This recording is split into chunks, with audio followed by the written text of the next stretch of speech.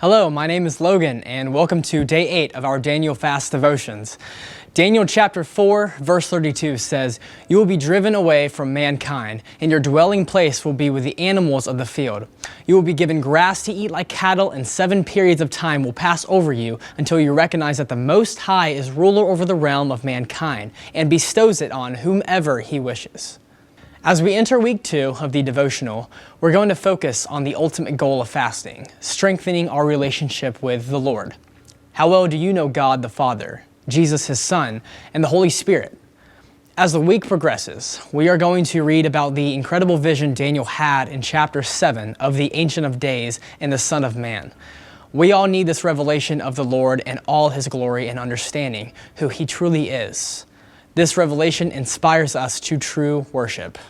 People are prone to define God based in a way that makes them feel comfortable, like viewing God as an unnamed high power with limited, vague rules for living a good life.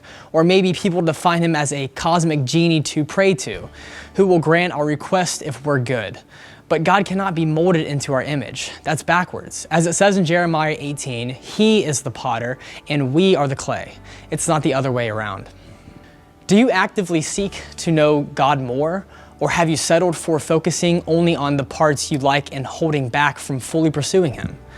Isaiah chapter 55 verse 8 reminds us that His thoughts and ways are not the same as ours, which means that pursuing Him requires a new level of humility and openness and admitting that you don't know everything. You can't control everything.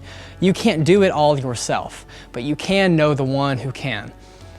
One of the hardest things for children to understand is the question, how can I know Him if I can't see Him?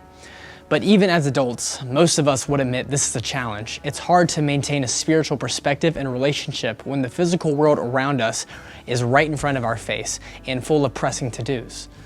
King Nebuchadnezzar definitely lost his perspective. Chapter 4 recounts his dream from chapter 2 that Daniel had interpreted for him. Although he receives the dream for interpretation from Daniel, he forgets it over the next 12 months.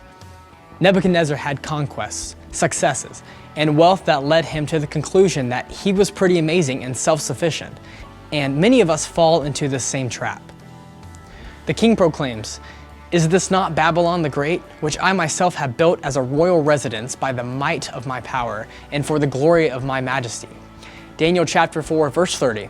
As these words leave his mouth, he is driven away and lives like an animal for a period of time until he recognizes God as the Most High ruler.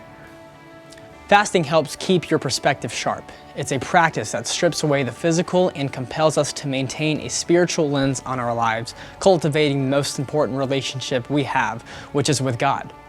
How is fasting causing you to see your physical day-to-day through a spiritual lens? Have you grown complacent in how you view God? Or will you seek to know Him on a deeper level?